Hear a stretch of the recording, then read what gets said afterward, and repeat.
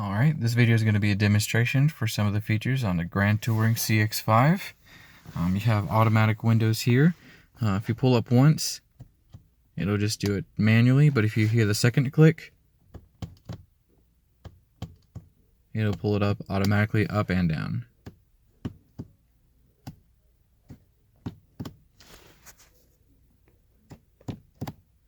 Two-stage. To lock and unlock your doors and lock your windows. Lock window here and unlock it, and then you can lock and unlock the doors here. To change your mirrors, you simply take this knob here, turn it to the left to adjust the left mirror, and you push it in that direction or that direction, whichever you need. And of course, to change it to the right, you spin it over, and same thing. Just push the button. You'll be good. In order to activate your power lift gate, it's right here underneath the vent. The doors must be unlocked in order for it to work, and you push this and hold this button right here.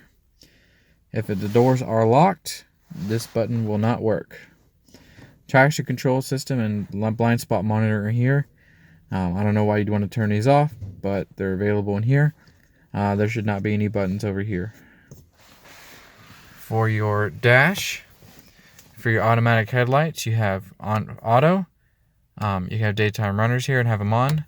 Or if you want to have your lights all the way on and everything, you push this button all the way. For your fog lights, it's these things right here. So off and fog lights on. And then of course you push down to indicate left and up to indicate right. On the right side, you have up one to activate the wipers once manually. If you push down once, it goes from off to auto, and now your rain sensing windshield wipers are on auto. If you want to control it yourself, you can increase or decrease the speed, the intensity or frequency for auto here with this knob. Or if you want to do low or high, if you want to just activate yourself, that's low, one more is high. So now back to low, and now it's on auto. Now it's off. To activate the rear, it's just right here on the side. This is for once for mist. If I push it to the top, I can initialize once, and then I can turn them on, and then I can mist again if I push it one more time. But we don't want to do that.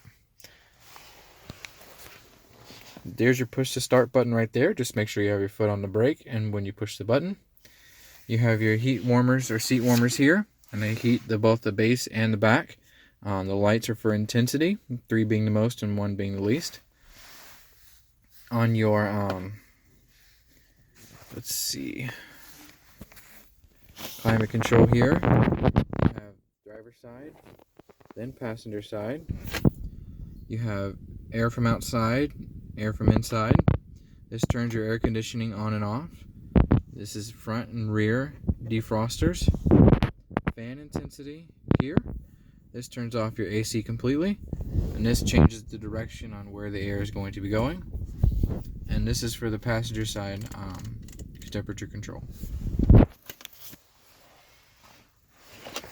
On here you have sport mode, which makes your pedal a bit more sensitive, your gas intake sensitive, keeps you in higher gear, just a sportier ride. You have your auto hold button here. And you must push this button at the start of every trip after you've engaged in drive. So after I've turned the car on, put it in drive and started driving, I can touch this button and it'll flash solid orange, and that means auto hold is on for the duration of the drive, and it will turn off when I turn the car off. The parking brake here, in order to turn it on, you pull it up, and in order to turn it off, you must put your foot on the brake and push down, like that.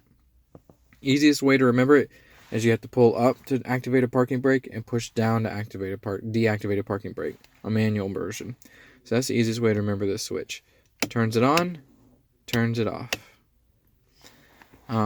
This is your back button. This is your music. This just takes you to the home screen. This takes you to nav. And that's for your favorites, be it your contact favorites, your radio, or your navigation.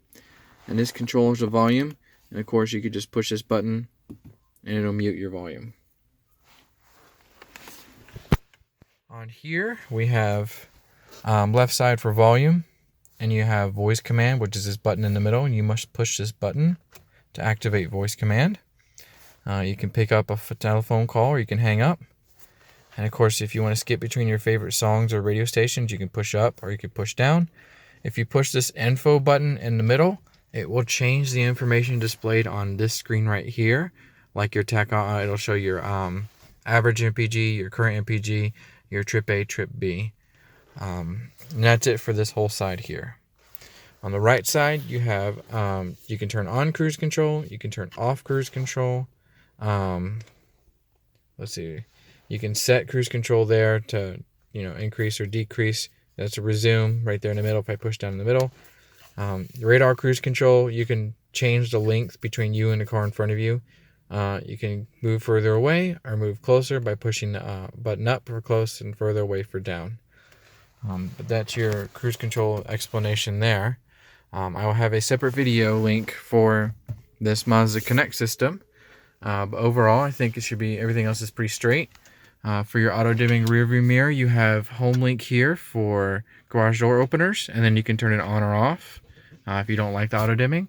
And of course, you have your push on to open your sunroof and push forward to close it, and you can push upwards into the car to turn on the vent, and you push forward to close the vent. Other than that, I think that's a complete explanation of all the little buttons in this car.